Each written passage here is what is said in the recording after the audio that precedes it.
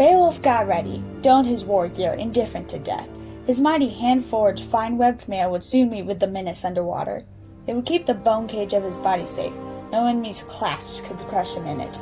No vicious armlock choke his life out. To guard his head, he had a glittering helmet that was due to be muddied on the mere bottom and blurred in the upswirl.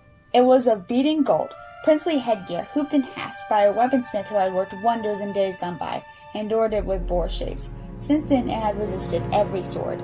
And another item lent by Unferth at that moment of need was of no small importance. The Breon handed him a hilted weapon, a rare ancient sword named Hrantring. The iron blade with its ill-boding patterns had been tempered in blood. It had never failed the hand of anyone who had hefted it in battle, anyone who had fought and faced the worst in the gap of danger.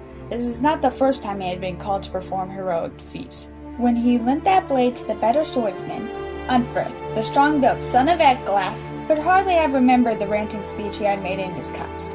He was not man enough to face the turmoil of a fight underwater and the risk of his life. So there he lost fame and repute. It was different for the other, rigged out in his gear, ready to do battle.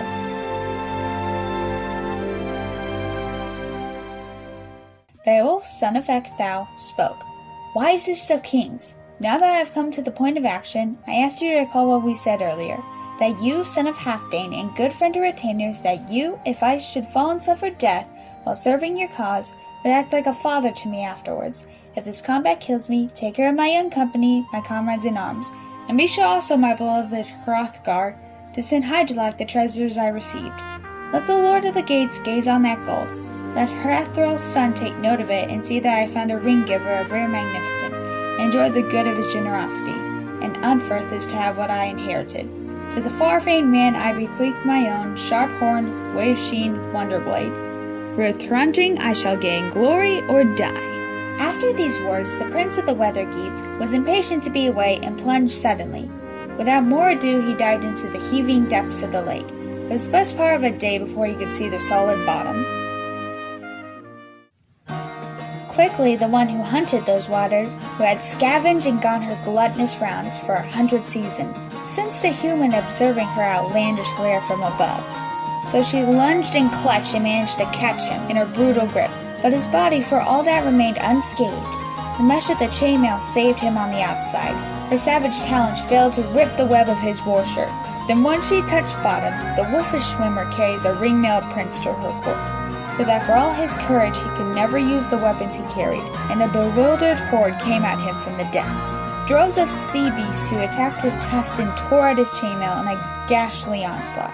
The gallant man could see he had entered some hellish turmoil, and yet the water did not work against him because the hull rigging held off the force of the current. Then he saw firelight, a gleam and a flare, a glitter of brightness. The hero observed the swamp thing from hell, the Tarn hag in all her terrible strength, then heaved his war sword and swung his arm. The decorated blade came down raining and seening on her head, but he soon found his battle torch extinguished. The shining blade refused to bite. It spared her and failed the man in his need. It had gone through many hand-to-hand fights, had hewed the armor and helmets of the Doom, but here at last, the fabulous powers of that heirloom failed. Hygelac's kinsman kept thinking about his name and fame. He never lost heart.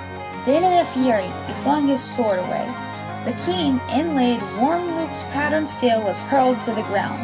He would have to rely on the might of his arm. So must a man do who intends to gain enduring glory in a combat. Life doesn't cost him a thought. Then the Prince of Wargeats, warning to his fight with Grendel's mother, gripped her shoulder and laid about him in a battle frenzy. He pitched his killer opponent to the floor, but she rose quickly and retaliated, grappled her tightly in her grim embrace. The sure-footed fighter felt daunted. The strongest of warriors stumbled and fell, so she pounced upon him and pulled out a broad, whetted knife. Now she would avenge her only child, but the mash of chainmail on Beowulf's shoulder shielded his life. The son of Ecthau would have surely perished and Geats lost their warrior under the wide earth had the strong links and locks of his war gear not helped to save him. Holy God decided the victory. It was easy for the Lord, the ruler of heaven, to redress the balance once Beowulf got back on his feet. Then he saw a blade that boded well. A sword in her armory, an ancient heirloom from the days of the giants, an ideal weapon, one that any warrior would envy. But so huge and heavy of itself, only Beowulf could wield it in a battle. So the Shielding's hero, hard-pressed and enraged, took a firm hold of the hilt and swung the blade in an arc. A resulting blow that bit deep in her neck bone and severed it entirely, toppling the doomed house of her flesh. She fell to the floor. The sword dripped blood. The swordsman was elated. A light appeared, and the place brightened, the way the sky does when heaven's candle is shining clearly. He inspected the vault. With sword held high, its hilt raised to guard and threaten. Hygelac's thing scouted by the wall in Grendel's wake. Now the weapon was to prove its worth. The warrior determined to take revenge for every gross act Grendel had committed, and not only for that one occasion when he come to slaughter the sleeping troops. 15 of Hrothgar's house guards surprised on their benches and ruthlessly devoured, and as many again carried away in a brutal plunder. Beowulf and his fury now settled that score.